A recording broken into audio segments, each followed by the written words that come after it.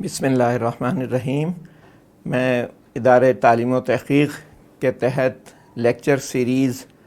کے تمام سامعین اور ناظرین کو خوش آمدید کہتا ہوں۔ گزشتہ لیکچر میں ہم نے اسلام کے معاشی نظام کا ایک عمومی تعارف دیکھا تھا۔ آج معاشی نظام کے ایک اہم ادارے انشورنس کے متبادل کے بارے میں بات کی جائے گی۔ انشورنس ہم سب جانتے ہیں کہ موجودہ نظام میں ایک بہت اہم ادارہ ہے، اور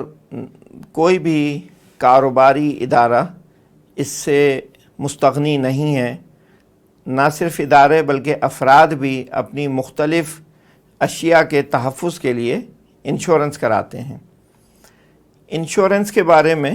بہت گفتگو رہی اہل علم کے درمیان کہ کیا یہ شرعاً جائز ہے یا نہیں،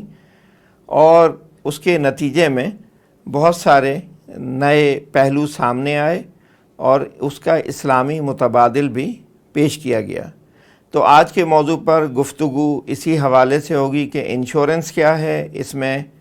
خرابیاں شرعی نقطہ نظر سے کیا ہیں، اور اس کا اسلامی متبادل کیا بیان کیا گیا ہے، اور اس کی موجودہ شکلیں کون کون سی ہیں، یعنی مختلف خطوں میں کن کن ماڈلز کے تحت تکافل کا کام کیا جا رہا ہے، اور انشورنس اور تکافل میں بنیادی فرق کیا ہیں۔ کیونکہ بہت سارے لوگ یہ کہتے ہیں کہ ان میں بظاہر تو کوئی فرق نہیں ہے، دونوں ایک ہی چیز ہیں، صرف نام کا فرق کر لیا گیا ہے، نام تبدیل کر دیا گیا ہے، باقی وہی چیز ہے۔ تو اس کو ہم دیکھیں گے کہ فرق کہاں کہاں ہے۔ تو آج کی گفتگو شروع کرتے ہیں۔ سب سے اہم چیز جو اس معاملے میں دیکھنے کی ہے وہ ہے رسک کا فیکٹر۔ ہر انسان اپنی زندگی میں مختلف نوعیت کے خطرات یا رسک کا سامنا کرتا ہے۔ اس کو اپنی جان کا بھی خطرہ ہوتا ہے، جو بیماری کی وجہ سے یا کسی ایکسیڈنٹ کی وجہ سے ختم ہو سکتی ہے۔ اس کو اپنے اثاثہ جات اور زیر ملکیت چیزوں کے بارے میں بھی خطرہ ہوتا ہے کہ وہ بھی کسی سبب سے ضائع ہو سکتی ہیں۔ مثلا اگر گاڑی ہے اس کے پاس تو ایکسیڈنٹ میں ضائع ہو سکتی ہے یا چوری کی جا سکتی ہے۔ مکان ہے تو زلزلے میں تباہ ہو سکتا ہے۔ کوئی سامان تجارت اگر وہ ایک جگہ سے دوسری جگہ بھیج رہا ہے تو وہ حادثے کے سبب راستے میں ضائع ہو سکتا ہے۔ تو یہ مختلف نوعیت کے خطرات ہر انسان اپنی زندگی میں فیس کرتا ہے، اور فطری طور پر انسان اپنے آپ کو خطرات سے محفوظ کرنا چاہتا ہے۔ اس کے لیے وہ بہت ساری شکلیں اختیار کرتا ہے۔ مثلاً اگر اسے موذی جانوروں کا اور دشمنوں کا خطرہ ہو تو وہ محفوظ گھر بنا کے اس میں رہنا چاہتا ہے، جس میں نہ صرف وہ دشمنوں سے محفوظ ہو جاتا ہے بلکہ موسم کی سختیوں سے بھی اپنے آپ کو محفوظ کر لیتا ہے۔ اگر اسے کوئی دھمکی ملے تو وہ سیکیورٹی گارڈ یا باڈی گارڈ کا بندوبست کرتا ہے کہ جو اسے خطرات سے محفوظ رکھے۔ غرض کہ مختلف شکلیں اختیار کی جاتی ہیں۔ انہی شکلوں میں سے ایک شکل انشورنس بھی ہے کہ انشورنس ایک ایسا معاہدہ ہے کہ جس کے ذریعے انسان اپنی جان اور اپنے جو زیر ملکیت اشیاء ہیں ان کا تحفظ حاصل کرتا ہے۔ تو ہم انشورنس کے بارے میں جانیں گے کہ انشورنس کیا ہے۔ اس کی تعریف جو بیان کی جاتی ہے کہ insurance is an economic device whereby an individual substitutes a small certain cost known as premium for a large uncertain financial loss, the contingency insured against that would exist if it were not for the insurance۔ یعنی insurance ایک ایسا معاہدہ ہے کہ جس میں کوئی فرد ایک نسبتاً معمولی رقم دے کر ایک بڑے نقصان کے ازالے کا انتظام کرتا ہے کہ اگر وہ انشورنس کا معاہدہ نہ ہو تو وہ نقصان اسے خود ذاتی طور پر برداشت کرنا پڑے، لیکن انشورنس کے معاہدے کی وجہ سے انشورنس کمپنی وہ نقصان برداشت کرتی ہے اور اس فرد کو نقصان کا معاوضہ مل جاتا ہے۔ تو انشورنس کے بارے میں بہت گفتگو رہی، اس کے بارے میں کتابیں اور مختلف تحقیقاتی مقالے لکھے گئے، زبانی بحثیں بھی ہوئیں، سیمینارز کا بھی یہ موضوع رہا کہ کیا انشورنس ضرورت کے تحت جائز سمجھی جا سکتی ہے یا نہیں۔ اس میں دونوں طرف کے دلائل پیش کیے گئے، لیکن حتمی طور پر تمام تر مباحث کے بعد جو چیز فائنلی سامنے آئی وہ یہ کہ انشورنس اپنی موجودہ شکل میں شریعت کے خلاف ہے اور شرعاً ناجائز ہے، اور بنیادی وجہ یہ ہے کہ اس کے اندر مختلف حرام ایلیمنٹس پائے جاتے ہیں۔ ان ایلیمنٹس میں اہم جو ہیں، پہلا ہے کہ ربا یعنی سود کا عنصر کا پایا جانا، دوسرا ہے قمار یا گیمبلنگ کے عنصر کا پایا جانا، تیسرا ہے غرر یا غیر یقینی پن، معاملات کا غیر واضح ہونا، یہ بھی اس میں پایا جاتا ہے، اور دوسروں کا مال ناجائز طریقے سے کھا لینا، اکل المال بالباطل جسے کہا گیا قرآن میں، وہ عنصر بھی پایا جاتا ہے، اور خاص طور پہ لائف انشورنس میں قانون وراثت کی خلاف ورزی بھی ہوتی ہے۔ تو یہ تمام چیزیں ہیں کہ جن کو دیکھتے ہوئے علماء نے یہ کہا کہ انشورنس درست نہیں ہے اور مسلمانوں کے لیے جائز نہیں ہے کہ وہ موجودہ شکل میں انشورنس کے معاہدے کو اختیار کریں۔ یہ چیز نہ صرف انفرادی طور پر علماء کے درمیان اور اسکالرز کے درمیان زیر بحث آئی، بلکہ بہت سارے کلیکٹیو فقہی فورم یا ادارے جہاں جو بھی مسائل نئے سامنے آتے ہیں ان کو اجتماعی طور پر غور و فکر کیا جاتا ہے اور اس کا شرعی حل پیش کیا جاتا ہے۔ تو ان اجتماعی اداروں میں بھی انشورنس کا موضوع زیر بحث لایا گیا، اور تقریباً تمام جگہوں سے ایک ہی جیسا فیصلہ آیا کہ جو اس سے پہلے مختلف حرام عناصر پیش کیے گئے کہ انشورنس میں پائے جاتے ہیں، تو یہ تمام فقہی ادارے اسی نتیجے پر پہنچے کہ یہ حرام عناصر انشورنس کے معاہدے میں موجود ہیں، اور جس کی وجہ سے انشورنس کا معاہدہ اپنی موجودہ شکل میں ناجائز ہے۔ ان اداروں میں مثال کے طور پر اسلامک ریسرچ انسٹیٹیوٹ جامعہ ازہر، کونسل آف گرینڈ علماء آف سعودی عربیہ، اسلامک فقہ اکیڈمی آف رابطہ عالم اسلامی، المجمع الفقی الاسلامی of OIC، council of Islamic ideology of Pakistan, مجلس تحقیقات شریعہ لکھنؤ انڈیا، یہ وہ تمام ادارے ہیں کہ جو بہت موقر ادارے ہیں، اور ان میں مسلمانوں کی رہنمائی کی جاتی ہے مختلف امور کے حوالے سے۔ تو اب اگر انفرادی طور پر کوئی فرد یا کوئی اسکالر ابھی بھی اگر یہ رائے رکھتا ہے کہ اس کے خیال میں انشورنس ایک درست کانٹریکٹ ہے شریعہ کے نقطہ نظر سے، تو اس کی بات کو اس لیے اہمیت نہیں دی جائے گی کہ جہاں اتنے سارے اجتماعی غور و فکر کے ادارے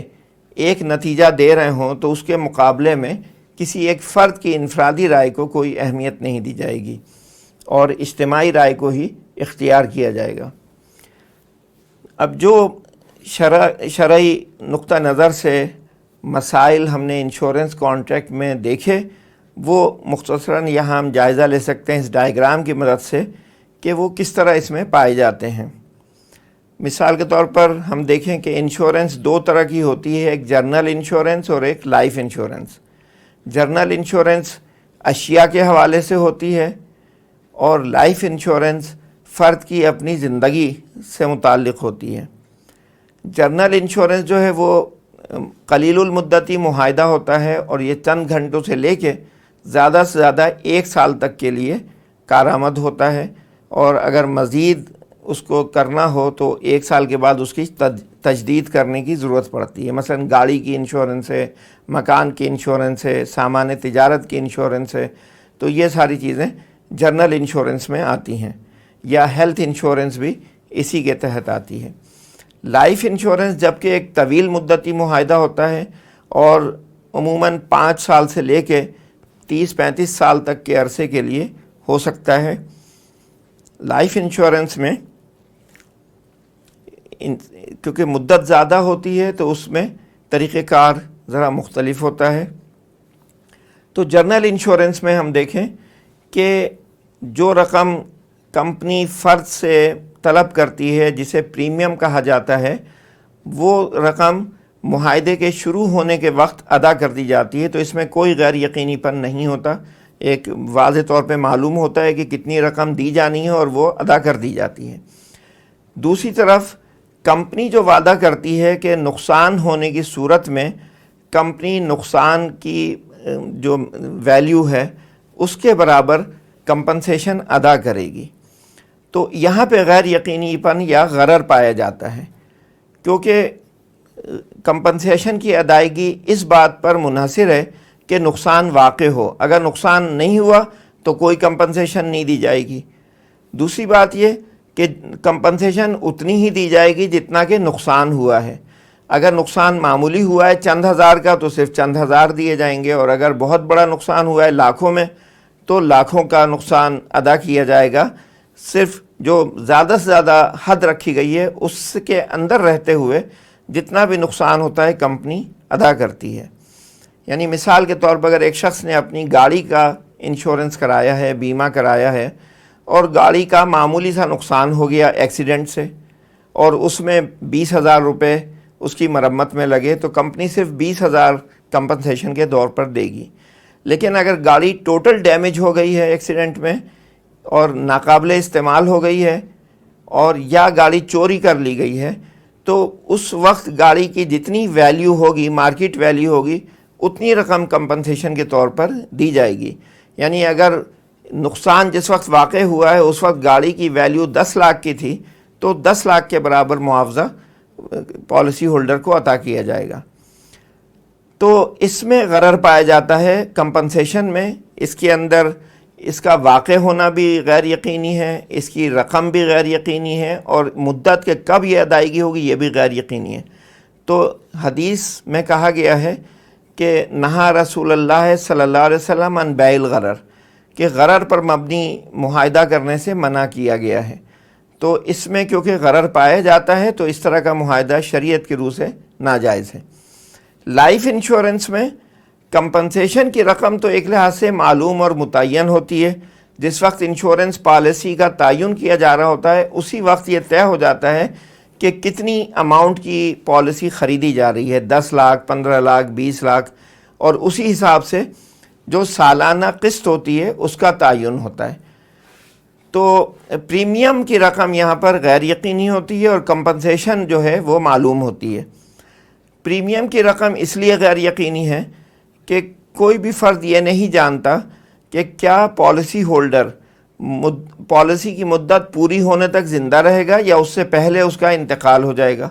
جیسے ہی اس کا انتقال ہوتا ہے تو اقساط کی ادائیگی رک جاتی ہے، تو کمپنی کو یقینی طور پر نہیں معلوم ہوتا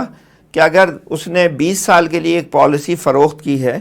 تو وہ پالیسی ہولڈر سے 2 قسطیں وصول کر پائے گا، 5 کرے گا، 10 کرے گا یا پوری 20 کرے گا۔ تو یہ ڈیپینڈ کرتا ہے اس بات پر کہ پالیسی ہولڈر کا انتقال ہوتا ہے یا نہیں، اور ہوتا ہے تو کب ہوتا ہے۔ تو یہاں پہ پریمیم کی رقم میں غرر پایا جاتا ہے۔ تو غرر چاہے وہ جنرل انشورنس ہو یا لائف انشورنس، دونوں میں پایا جاتا ہے۔ اور جیسے ہم نے حدیث کا تذکرہ کیا کہ غرر پر مبنی معاہدے جو ہیں ان کو کرنے سے منع کیا گیا ہے، تو اس بنیاد پر یہ انشورنس کا معاہدہ بھی ناجائز ہے۔ اور دوسری بات ہے ربا کی، کہ کمپنی پریمیم کے ذریعے سے جو رقوم اکٹھی کرتی ہے کمپنی وہ اس کو اپنی مرضی سے انویسٹمنٹ میں لگاتی ہے۔ عمومی طور پر یہ انویسٹمنٹ انٹرسٹ بیسڈ اپرچونٹیز میں ہوتی ہے۔ اس میں حکومتی بانڈز خرید لیے جاتے ہیں یا بینکوں کے ساتھ لانگ ٹرم اکاؤنٹس میں رکھ دیا جاتا ہے یا کارپوریٹ بانڈز خریدے جاتے ہیں۔ تو غرض یہ کہ عام طور پر سودی انویسٹمنٹ میں یہ پیسہ لگایا جاتا ہے اور اس سے سودی آمدن حاصل کی جاتی ہے، اور اسی میں سے کمپنسیشن کی ادائیگیاں بھی کی جاتی ہیں اور دیگر اخراجات بھی پورے کیے جاتے ہیں۔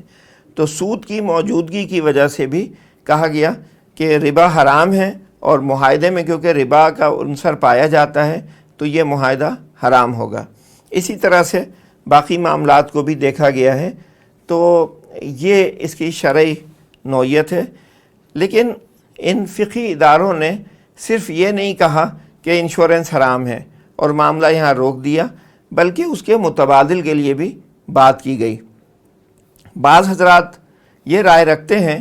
کہ اگر ایک چیز حرام ہے تو اس کو بالکل ختم ہو جانا چاہیے اور اس کو اسلامی معاشرے میں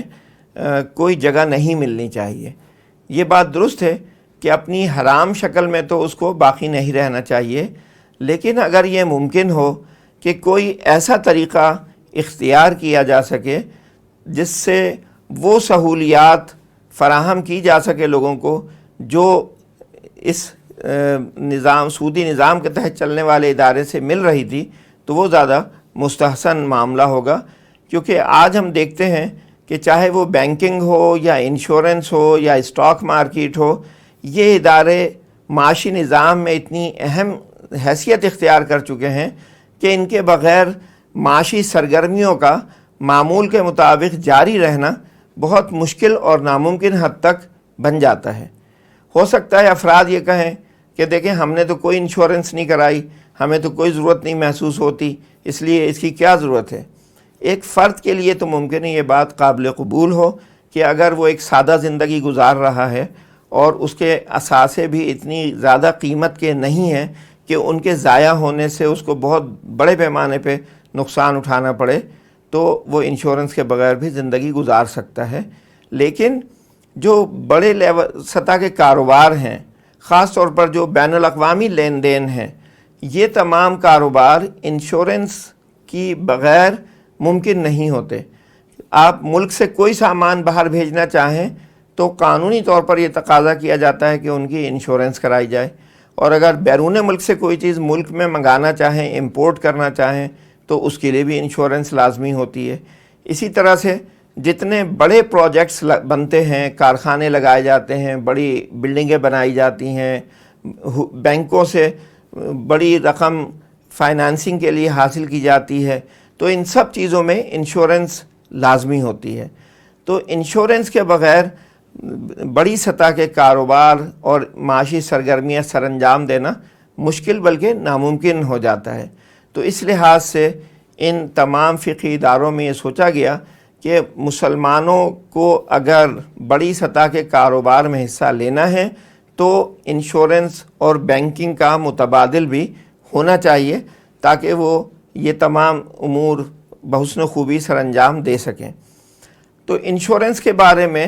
بحث و مباحثے کے بعد ان فقہی اداروں میں یہ بات سامنے آئی کہ کوئی ایسی اسکیم جو میوچول کوآپریشن کی بنیاد پر اور ایک دوسرے کے ساتھ تعاون پر مبنی ہو تو وہ انشورنس کا اسلامی متبادل بن سکتی ہے، اور یہ متبادل تکافل کے نام سے سامنے آیا، اور اب دنیا کے بیشتر ممالک میں تکافل کمپنیاں کام کر رہی ہیں۔ سب سے پہلی کمپنی 1989 میں سوڈان میں قائم ہوئی اور اس کو فرسٹ اسلامک انشورنس کمپنی کا نام دیا گیا۔ اس کے بعد کوئی کمپنی سعودی عرب میں قائم ہوئی، کوئی بحرین میں قائم ہوئی، لیکن 1984 میں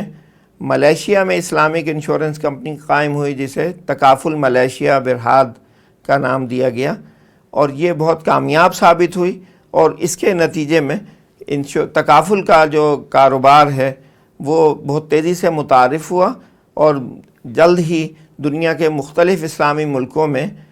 تکافل کے بزنس کو اختیار کیا جانے لگا۔ اس وقت تقریباً 350 کے قریب تکافل کمپنیز 47 اسلامی اور کچھ غیر اسلامی ممالک میں بھی کام کر رہی ہیں۔ تکافل کے کمپنیوں کو ری تکافل کی ضرورت بھی ہوتی ہے کہ جس طرح افراد اپنا تکافل ان تکافل کمپنیز کے ساتھ کراتے ہیں اپنے نقصانات کے ازالے کے لیے،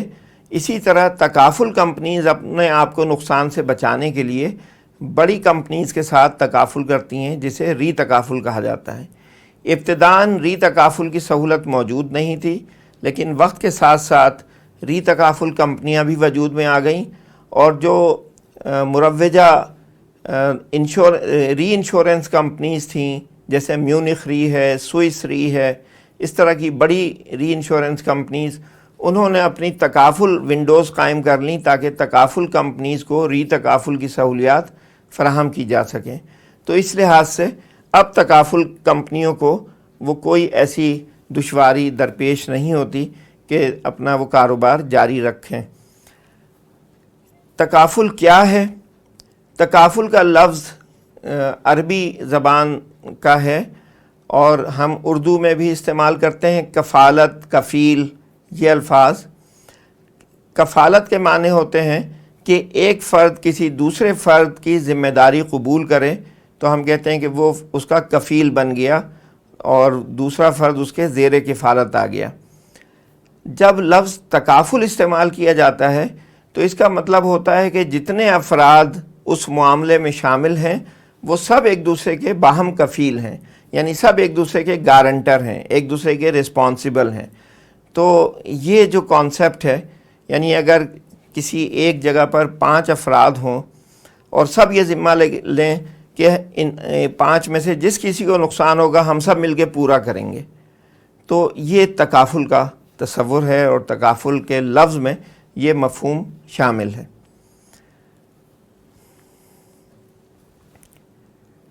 تکافل میں 2 اہم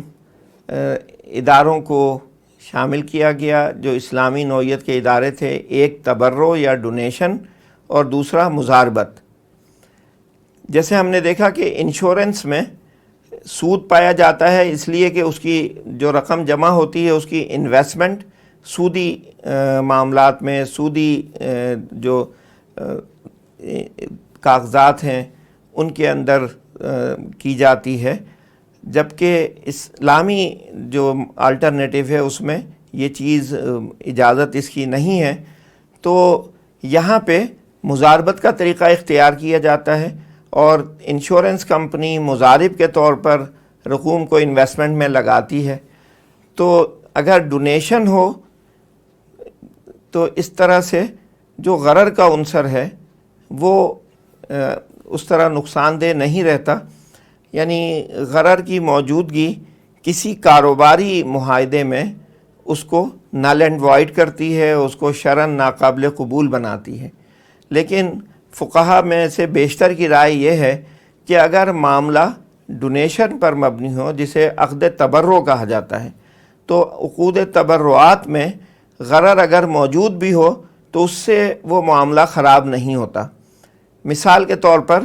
اگر ہم ایک چیز بغیر دکھائے ہوئے فروخت کریں تو یہ غرر پر مبنی فروخت کا معاملہ ہوگا جو کہ شرعاً ناجائز ہے۔ لیکن اگر ہم کوئی چیز تحفتاً کسی کو دکھائے بغیر اور ڈبے میں بند کر کے دیں تو یہ کیونکہ ایک تجارتی معاملہ نہیں ہے تو یہ اس کو جائز کہا گیا ہے۔ جیسے کہ ہم عموماً اپنے دوستوں کو تحفے تحائف کاغذ میں پیک کر کے اور ریپنگ پیپر اوپر لگا کے دیتے ہیں اور اس کو کوئی بھی ناجائز نہیں کہتا، تو اگرچہ اس میں بھی غرر تو پایا جاتا ہے کہ ڈبے کے اندر کیا چیز ہے کسی کو نہیں معلوم، لیکن یہ غرر قابل قبول ہے کیونکہ اس میں دوسرے فریق کا نقصان ہونے کا کوئی امکان نہیں ہے۔ تو اسی طرح تکافل کو جو اسٹرکچر کیا گیا ہے وہ ڈونیشن کی بنیاد پر اسٹرکچر کیا گیا ہے، کیونکہ غرر کو ریموو نہیں کیا جا سکتا۔ غرر کی موجودگی ہی اصل میں انشورنس یا تکافل نوعیت کے معاہدے کا سبب بنتی ہے۔ جب ہمیں مستقبل کے حوالے سے غیر یقینی صورتحال کا سامنا ہے تو پھر ہم انشورنس یا تکافل کراتے ہیں۔ اگر مستقبل ہمیں واضح طور پر پتہ ہو کہ نقصان ہونا ہے یا نہیں ہونا ہے تو پھر کوئی بھی انشورنس کرانا یا تکافل کرانا ضرورت محسوس نہیں کرے گا اور پسند نہیں کرے گا۔ تو غیر یقینی پن کی وجہ سے ہی یہ معاہدے وجود میں آتے ہیں۔ تو اس کو قابل قبول شکل میں لانے کے لیے تکافل کو اسٹرکچر کیا گیا ہے عقد معاوضہ کے بجائے عقد تبرع کی بنیاد پر، جو ابھی ہم دیکھیں گے کہ یہ کس طرح سے ڈونیشن ہوتی ہے۔ تو یہ مختصر سا یہاں پر بیان ہے کہ فیملی تکافل جو کہ لائف انشورنس کا اسلامی متبادل ہے وہ کس طرح سے اس میں کام ہوتا ہے اور تمام معاملات کس طرح سے سر انجام دیے جاتے ہیں۔ فیملی تکافل یہ اصطلاح اس لیے اختیار کی گئی ہے کہ لائف انشورنس سے بعض لوگوں کو یہ اشتباہ ہوا کہ انشورنس کمپنی یہ ذمہ لیتی ہے کہ اگر آپ ہم سے معاہدہ کرائیں گے تو ہم آپ کی جان کی ضمانت دیتے ہیں، اور اگر وہ اس ضمانت میں ناکام ہو جائیں اور فرد کا انتقال ہو جائے تو بطور جرمانہ وہ فیملی کو رقم دیتے ہیں، جبکہ یہ تصور درست نہیں ہے۔ کوئی فرد کسی کی زندگی کی کوئی ضمانت نہیں دے سکتا، کیونکہ یہ معاملہ تو مکمل طور پر اللہ تبارک و تعالیٰ کے اختیار میں ہے کہ کس فرد کو کتنی سانسیں دے کر اس دنیا میں بھیجا گیا ہے، اور وہ اپنی مدت پوری کرنے کے بعد اللہ تعالیٰ کے حضور پیشی کے لیے اس دنیا سے رخصت ہو جاتا ہے۔ تو انشورنس میں بھی اصل مقصد ہوتا ہے کہ کسی فرد کے انتقال کے سبب فیملی کو جو مالی نقصان کا سامنا کرنا پڑ سکتا ہے، اس نقصان کو پورا کرنے کے لیے لائف انشورنس کرائی جاتی ہے۔ لیکن فیملی تکافل کی اصطلاح اس لیے استعمال کی گئی ہے کہ اس سے یہ واضح ہو کہ یہ فیملی کے تحفظ کے لیے ہے، نہ کہ کسی کی زندگی کی ضمانت کے لیے۔ تو یہ فیملی تکافل کس طرح کام کرتا ہے، اس میں یہ بتایا گیا ہے کہ ہر فرد جو ایک مخصوص مدت کے لیے فیملی تکافل کا معاہدہ کرتا ہے تکافل کمپنی کے ساتھ، تو اس سے سالانہ کچھ رقم بطور کنٹریبیوشن، یہاں پہ پریمیم کے بجائے لفظ کنٹریبیوشن کا استعمال کیا جاتا ہے، وصول کی جاتی ہے، اور یہ اس کا تعین کمپنی کے جو ماہرین ہوتے ہیں وہ کرتے ہیں کہ کس فرد سے کتنا کنٹریبیوشن لیا جائے۔ جو کنٹریبیوشن فرد سے لیا جاتا ہے اس کے دو حصے کر دیے جاتے ہیں۔ ایک نسبتاً چھوٹا حصہ جو 10% یا اس سے کم ہوتا ہے وہ بطور ڈونیشن یا تبرع کے لیا جاتا ہے، اور وہ تکافل فنڈ میں چلا جاتا ہے۔ اس فنڈ کا مقصد یہ ہوتا ہے کہ ممبران میں سے اگر کسی کا انتقال ہو جائے تو اس کے گھر والوں کو اس فنڈ میں سے کچھ رقم بطور مدد کے فراہم کر دی جائے۔ دوسرا حصہ جو 90% یا زائد ہوتا ہے وہ انویسٹمنٹ کی غرض سے لیا جاتا ہے، اور وہ اس فرد کے اکاؤنٹ میں ڈال دیا جاتا ہے۔ اس کو پارٹیسپینٹس اکاؤنٹ یا PA کہا جاتا ہے، اور جو رقم بطور ڈونیشن لی جاتی ہے وہ PSA یا پارٹیسپینٹس اسپیشل اکاؤنٹ کہا جاتا ہے۔ تو جو انویسٹمنٹ کے لیے رقم لی جاتی ہے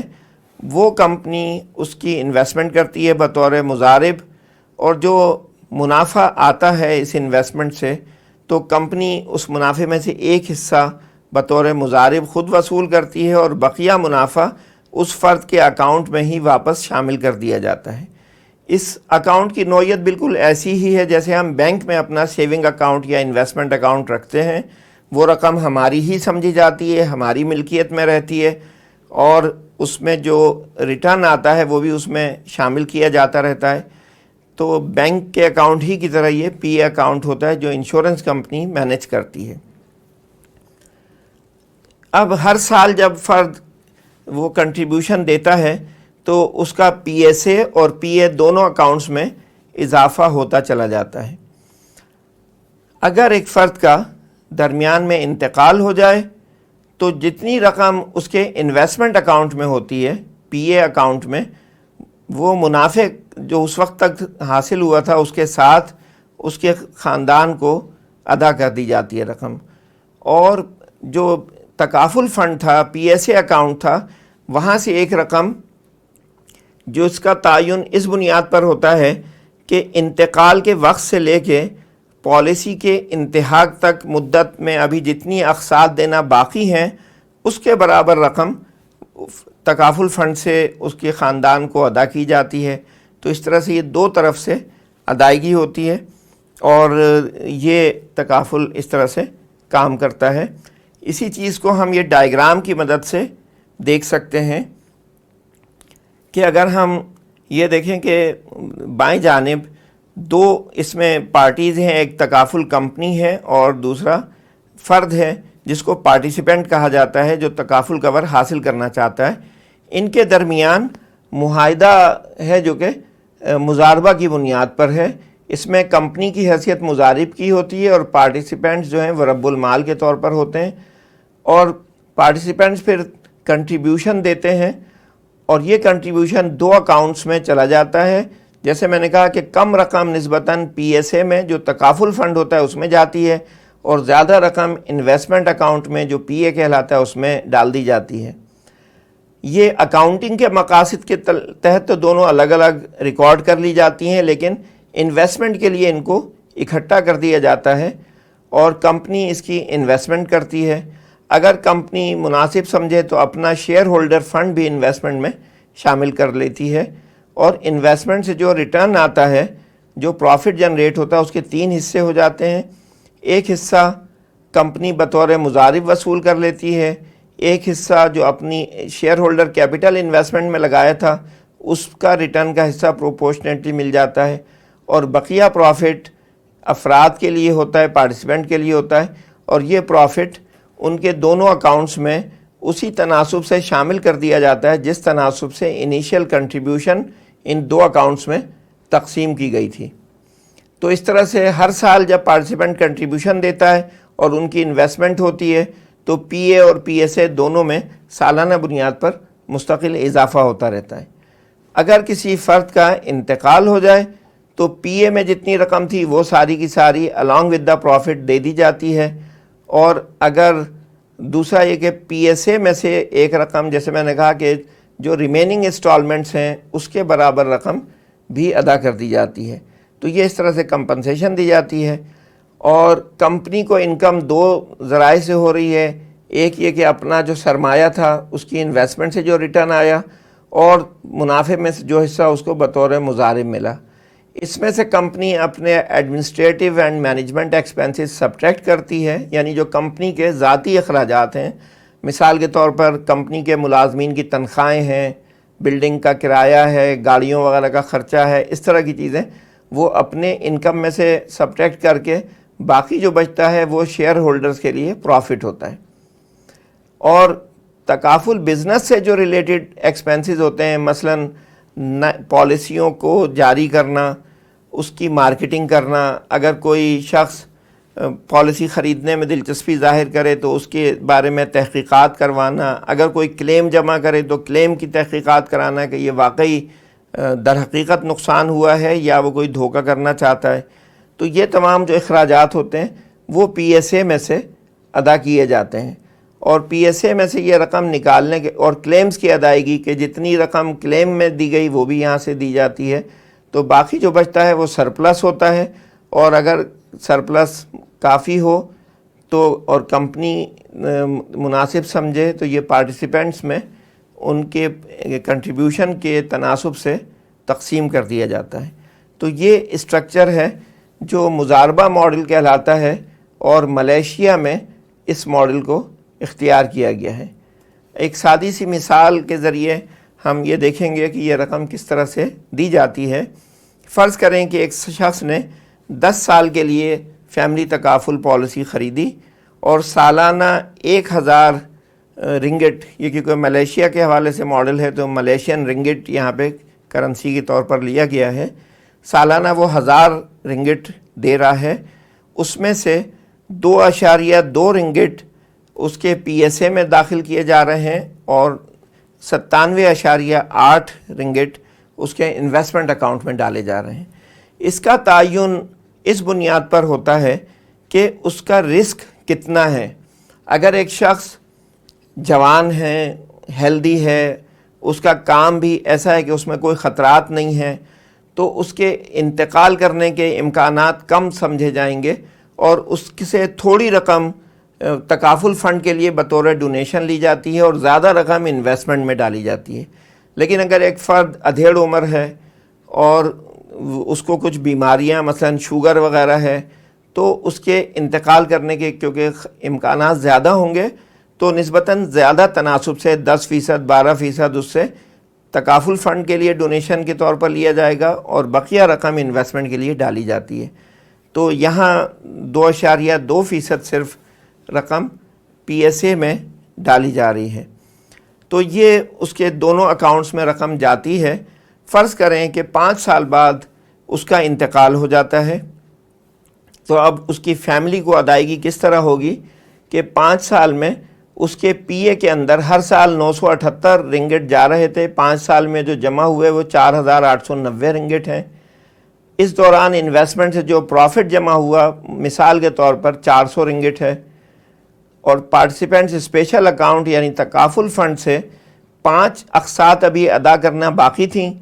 تو ان کے برابر رقم 1000 ہر سال کی قسط ہے، تو 5 سال میں 5000 اس کو دینے تھے، تو 5000 کے برابر رقم تکافل فنڈ سے اس کو دے دی جائے گی، تو کل جو فیملی کو بینیفٹس ملیں گے وہ 10,290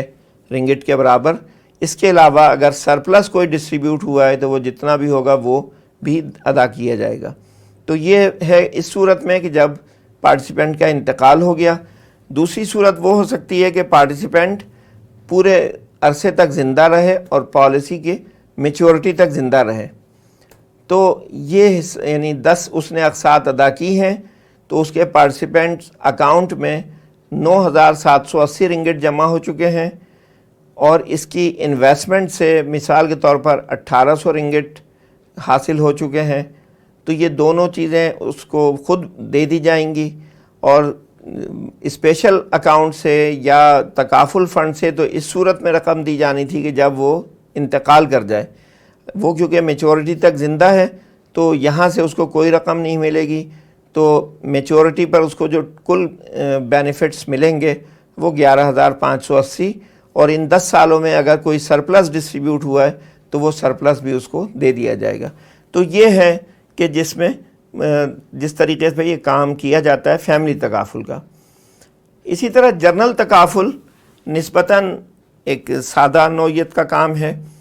کیونکہ یہ شارٹ ٹرم کانٹریکٹ ہوتا ہے، قلیل المدتی معاہدہ ہوتا ہے، تو اس میں یہ ممکن نہیں ہوتا کہ فرد سے رقم انویسٹمنٹ کی غرض سے حاصل کی جائے اور ان کا اس پہ کوئی پروفٹ کما کے دیا جا سکے۔ اگر کوئی 2 دن کے لیے انشورنس کرا رہا ہے یا 1 ہفتے کے لیے انشورنس کرا رہا ہے تو یہ ممکن نہیں ہے کہ اس سے کوئی رقم لے کے انویسٹمنٹ کی جائے، تو یہاں کل رقم بطور ڈونیشن ہی لی جاتی ہے۔ تو اس میں بھی اگر ہم دیکھیں تو 2 پارٹیز ہیں، تکافل آپریٹر یا تکافل کمپنی اور پارٹیسپینٹ، اور دونوں کے درمیان مضاربہ کی بنیاد پر معاہدہ ہوتا ہے۔ پارٹیسپینٹ کنٹریبیوشن ادا کرتا ہے جو سارا کا سارا بطور ڈونیشن لے کر جنرل تکافل فنڈ میں ڈال دیا جاتا ہے۔ کمپنی اس کی انویسٹمنٹ کرتی ہے اور پروفٹ آتا ہے، پروفٹ میں سے کمپنی مضارب کے طور پر شیئر بھی وصول کرتی ہے، اپنی رقم اگر اس نے شیئر ہولڈر کیپٹل انویسٹمنٹ میں لگائی تھی تو اس پر بھی ریٹرن حاصل کرتی ہے، بقیہ پروفٹ جی ٹی ایف میں شامل کر دیا جاتا ہے، اور کمپنی اپنے ایڈمنسٹریٹو ایکسپینسز اس میں سے مائنس کر کے جو باقی ہوتا ہے وہ شیئر ہولڈرز کے لیے پروفٹ ہوتا ہے۔ اور جی ٹی ایف سے کمپنی جو بزنس ریلیٹڈ ایکسپینسز ہیں جس میں کلیمز کی ادائیگی ہے، کاسٹ آف ری تکافل ہے یا ڈائریکٹ بزنس کاسٹ ہیں، وہ چیزیں مائنس کرتی ہے، باقی جو ہے سرپلس ہے، اور وہ پھر پارٹیسپینٹس کے درمیان ڈسٹریبیوٹ کیا جا سکتا ہے۔ تو یہ جو ماڈل ہے اس کو مضاربہ ماڈل کہا جاتا ہے۔ ابتدا سے جو کام ہوا تو وہ مضاربہ ماڈل کے تحت ہوا، اور ملیشیا میں اور اس کے ارد گرد ساؤتھ ایسٹ ایشین کنٹریز میں زیادہ تر مضاربہ ماڈل کے مطابق کام ہوتا ہے، لیکن دوسرے اسکالرز نے مضاربہ ماڈل پر مختلف اعتراضات کیے۔ بنیادی اور اہم اعتراض یہ تھا کہ ہم تکافل کے بارے میں یہ کہتے ہیں کہ یہ ڈونیشن بیسڈ اور عقد تبرع پر مبنی معاملہ ہے، جبکہ مضاربہ جو ہے وہ ایک کاروباری نوعیت کا معاہدہ ہے،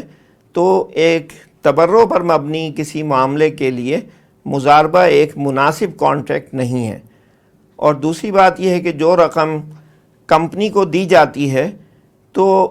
ایک طرف ہم کہتے ہیں کہ وہ بطور ڈونیشن دی جا رہی ہے، اور دوسری طرف ہم کہتے ہیں کہ وہ مضاربہ کا معاہدہ ہے تو یہ راس المال کے طور پر وہ چیز اختیار کی جا رہی ہے۔ تو یہ دونوں باتیں بیک وقت درست نہیں ہو سکتی، کیونکہ ڈونیشن کی نوعیت بالکل الگ ہوتی ہے اور مضاربت کے لیے جو رقم دی جائے اس کی حیثیت الگ ہوتی ہے۔ اگر میں کسی کو رقم کاروباری مقاصد کے لیے دوں تو اس کی ملکیت میری برقرار رہتی ہے، اور عارضی طور پر وہ رقم بطور امانت مضارب کے ہاتھ میں ہوتی ہے، اور وہ رقم مجھے واپس ملنی ہوتی ہے کاروباری سرگرمی مکمل ہونے کے بعد۔ لیکن اگر میں رقم کسی کو بطور ڈونیشن دوں تو مجھ سے ملکیت چلی جاتی ہے اور وہ فرد مالک بن جاتا ہے جس کو میں نے ڈونیشن دی ہے۔ تو یہ دو مختلف چیزیں ہیں، اور بیک وقت ایک ہی رقم کے لیے دونوں باتیں نہیں کہی جا سکتی کہ یہ کیپٹل فار مضاربہ بھی ہے اور ڈونیشن بھی ہے۔ ان میں سے ایک ہی چیز ایک وقت میں درست ہو سکتی ہے۔ تو اس نوعیت کے اعتراضات کیے گئے اور اس کے نتیجے میں نیا ماڈل وجود میں آیا جسے وکالہ ماڈل کہتے ہیں، اور وکالہ ماڈل زیادہ جو ہے عرب ممالک میں، گلف ریجن میں اختیار کیا گیا۔ اس کے اندر بنیادی فرق یہی ہے کہ جو معاہدہ پارٹیسپینٹ اور تکافل کمپنی کے درمیان مضاربت کی بنیاد پر تھا، اسے وکالت کی بنیاد پر کر دیا گیا، اور کمپنی کی حیثیت افراد کے وکیل کے طور پر یہاں ہوتی ہے، اور وہ ان کی طرف سے اس پورے تکافل بزنس کو مینج کرتی ہے، اور اس سروس کے عوض وہ ایک رقم حاصل کرتی ہے جسے وکالہ فی کہا جاتا ہے، یعنی سروس چارج حاصل کرتی ہے کمپنی، اور یہی اس کا آمدن کا ذریعہ ہوتا ہے۔ اور کمپنی اس کے علاوہ انویسٹمنٹ کی سرگرمی بھی سر انجام دیتی ہے، اور یہ انویسٹمنٹ مضاربت کی بنیاد پر ہوتی ہے، تو کمپنی منافع میں سے ایک حصہ بطور مضارب بھی وصول کرتی ہے۔ تو یہ وکالہ ماڈل کے تحت جنرل تکافل کو ہم دیکھیں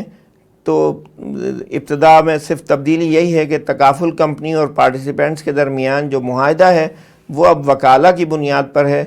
بجائے مضاربت کے، یعنی پارٹیسپینٹس تکافل کمپنی کو اپنا وکیل مقرر کرتے ہیں کہ وہ ان کی طرف سے یہ پوری کاروباری سرگرمی تکافل کی اس کو لک آفٹر کرے، اس کو مینج کرے، اس کو پروان چڑھائے، اور پھر پارٹیسپینٹ جو کنٹریبیوشن دیتے ہیں وہ رقم جنرل تکافل فنڈ میں چلی جاتی ہے، لیکن اس سے پہلے ایک حصہ اس کنٹریبیوشن کا کمپنی کو بطور وکیل وکالہ فی کے طور پر ادا کر دیا جاتا ہے، اور بقیہ رقم جی ٹی ایف میں آتی ہے۔ اس رقم کی کمپنی انویسٹمنٹ کرتی ہے، پروفٹ جو آتا ہے اس کے پھر اسی طرح 3 حصے ہو جاتے ہیں۔ ایک حصہ جنرل تکافل فنڈ میں جو پارٹیسپینٹ کا حصہ ہوتا ہے وہ آ جاتا ہے، اور 2 حصے کمپنی کو چلے جاتے ہیں،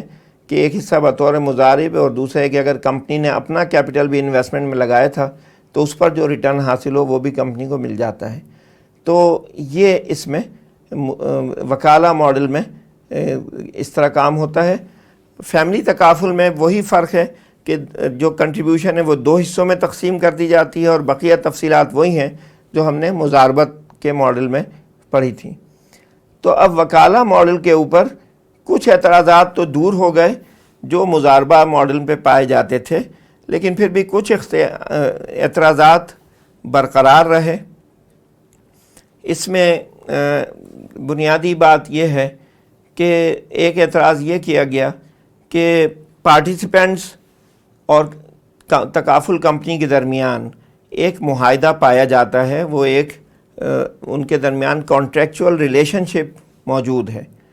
اور تکافل کمپنی کاروباری سرگرمیوں میں انوالو ہوتی ہے۔ تو اس طرح ہم پوری طرح یہ نہیں کہہ سکتے کہ جو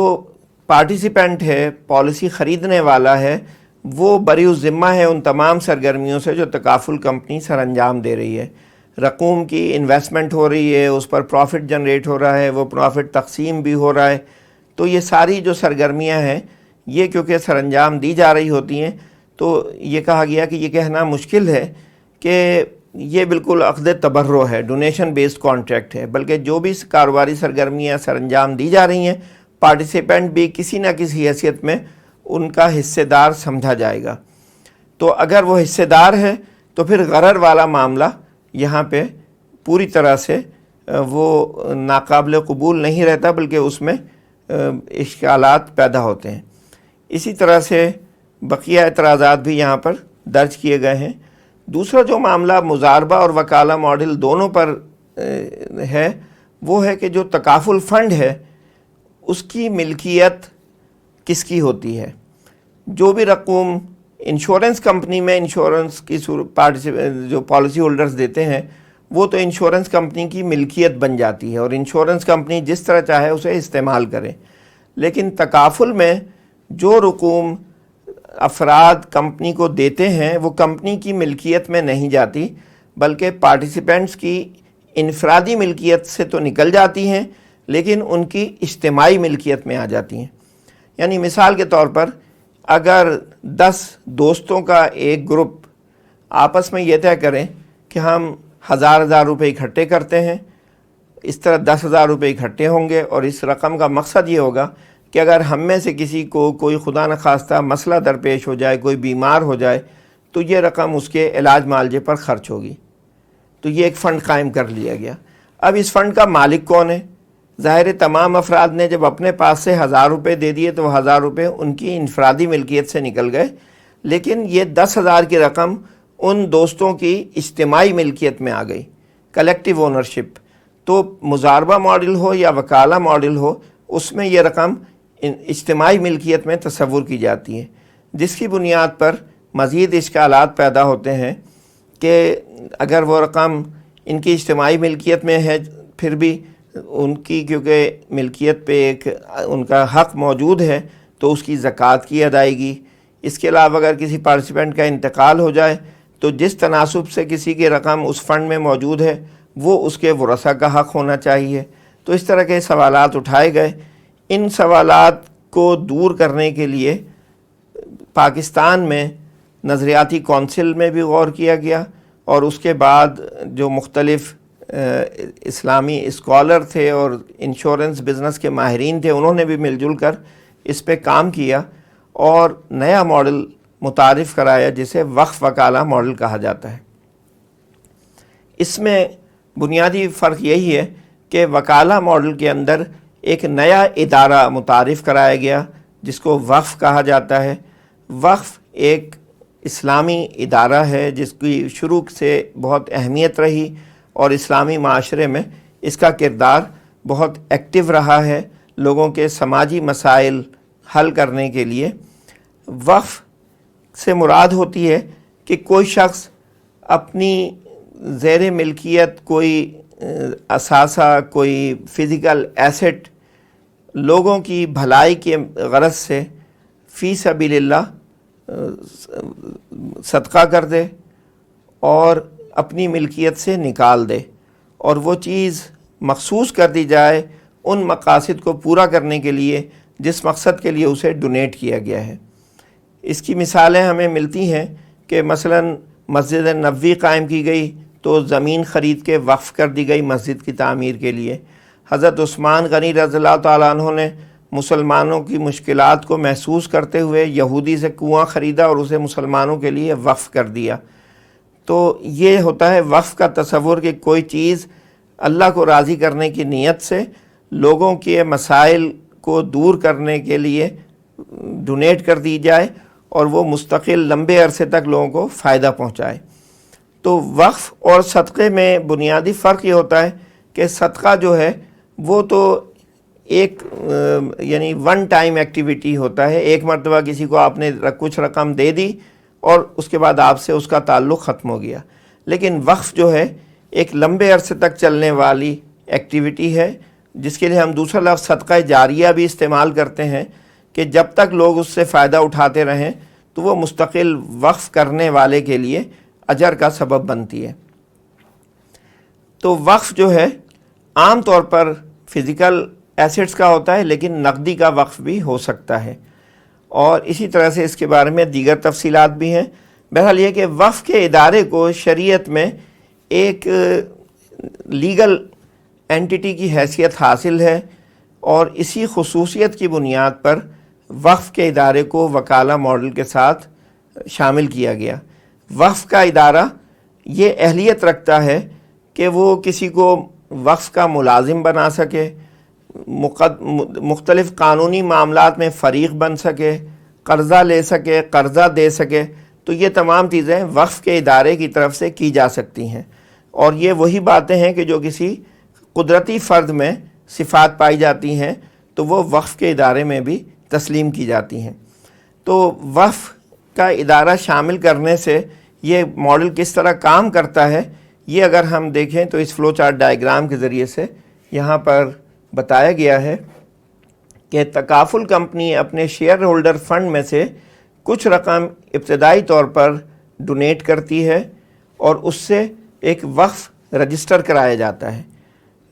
اب جب یہ وقف رجسٹر ہو جاتا ہے تو تکافل کمپنی بذات خود ایک لیگل اینٹی ہے، اور اس سے مختلف ایک اور لیگل اینٹی وجود میں آ جاتی ہے جو وقف کا ادارہ ہے۔ اب یہاں پہ ہم دیکھیں تو پارٹیسپینٹس ڈونیشن دے کر اس وقف کے ساتھ ایک معاہدے میں شامل ہوتے ہیں۔ وقف کا مقصد یہ ہوتا ہے کہ جو بھی اس کے ممبر ہوں گے انہیں اگر کوئی متعین نوعیت کا نقصان واقع ہوگا تو ان کی مدد اس وقف فنڈ سے کی جائے گی۔ تو کوئی بھی شخص متعین ڈونیشن دے کر اس وقف کا ممبر بن سکتا ہے، اور اس کا مقصد یہی ہوتا ہے ڈونیشن کا کہ ممبرز میں سے جس کسی کو نقصان واقع ہو اس کی مدد کر دی جائے۔ تو کمپنی جو ہے وقف کے وکیل کے طور پر کام کرتی ہے، تو جو ڈونیشن افراد سے اس وقف کو دی جاتی ہے تو اس میں سے ایک حصہ جو کہ 25 سے لے کے 35% تک ہو سکتا ہے، کمپنی کو بطور وکالہ فی ادا کر دی جاتی ہے، اور بقیہ رقم وقف فنڈ میں شامل ہو جاتی ہے۔ یہ وقف فنڈ اس وقف اینٹی کی ملکیت میں ہوتا ہے۔ کمپنی اس وقف فنڈ میں کیونکہ کافی رقم موجود ہوتی ہے، اس کی انویسٹمنٹ کرتی ہے، اور انویسٹمنٹ سے جو پروفٹ آتا ہے اس کے 3 حصے ہو جاتے ہیں، 2 حصے کمپنی کو چلے جاتے ہیں اور تیسرا حصہ اس وقف فنڈ میں آ جاتا ہے۔ باقی وہی ہے کہ کمپنی اپنی جو آمدن ہے اس میں سے اپنے ایڈمنسٹریٹو اور مینجمنٹ ایکسپینسز سبٹریکٹ کرتی ہے، اور بقیہ جو ہوتا ہے وہ شیئر ہولڈرز کا پروفٹ ہوتا ہے، اور اسی طرح جو کلیمز وغیرہ کی ادائیگی ہے وہ اس وقف فنڈ میں سے کی جاتی ہے، اور اگر کچھ بچ جاتا ہے تو وہ سرپلس ہے، اور یہ سرپلس جو ہے پارٹیسپینٹس کے درمیان تقسیم کیا جاتا ہے۔ تو اب وقف کے انسٹیٹیوشن کے آنے کی وجہ سے وہ مسائل بھی حل ہو جاتے ہیں جو پچھلے 2 ماڈلز میں پائے جاتے ہیں۔ اب اس وقف فنڈ کی ملکیت پارٹیسپینٹس کی نہیں رہتی، بلکہ یہ وقف فنڈ وقف اینٹی کی ملکیت میں ہے، وقف کے ادارے کی ملکیت میں ہے۔ تو یہ مسئلہ حل ہو جاتا ہے۔ اور دوسرا یہ ہے کہ اب تکافل کمپنی اور پارٹیسپینٹ کے درمیان کوئی براہ راست معاہدہ نہیں ہے، کسی نوعیت کا کانٹریکچول ریلیشن شپ نہیں ہے۔ پارٹیسپینٹ صرف ڈونیشن دے کے وقف کے ممبر بنتے ہیں اور بالکل تمام معاملے سے علیحدہ تصور کیے جاتے ہیں۔ کمپنی جو کاروباری سرگرمیاں سر انجام دے تو اس سے پارٹیسپینٹس کا کوئی تعلق نہیں ہوتا۔ تو اس طرح سے وہ اشتباہات بھی دور ہو جاتے ہیں کہ یہ کہتے تو ہیں کہ یہ ڈونیشن بیسڈ ایکٹیویٹی ہے، لیکن اس میں کاروباری سرگرمیاں بھی سر انجام دی جا رہی ہیں، اور پارٹیسپینٹ معاہدے میں شریک ہونے کی وجہ سے ان سرگرمیوں کا کسی نہ کسی طرح سے حصہ ہیں۔ تو یہ سارا ماڈل ہم نے ڈسکس کیا، اور وقف فنڈ کے آنے سے وہ تمام مسائل حل ہو جاتے ہیں جو کہ یعنی پچھلے ماڈلز کے اوپر بتائے گئے تھے، اور اس کی تفصیلات بھی آپ یہاں پر پریزنٹیشن سے دیکھ سکتے ہیں۔ فیملی تکافل کا اسٹرکچر بھی یہاں پر دیا گیا ہے، اور اس کی بھی تفصیلات وہی ہیں جو ہم پچھلے ماڈلز میں دیکھ چکے ہیں۔ آگے بنیادی فرق جو یہاں پر بیان کیے گئے ہیں، وہ پہلی بات تو اس میں یہی ہے جو فرق ہے تکافل اور انشورنس میں، کہ انشورنس میں بہت سارے حرام عناصر مثلا ربا، غرر، اکل المال بالباطل وغیرہ پائے جاتے ہیں۔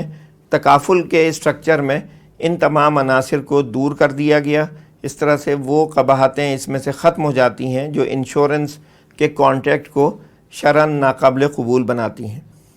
دوسرا یہ ہے کہ فنڈ کی ملکیت۔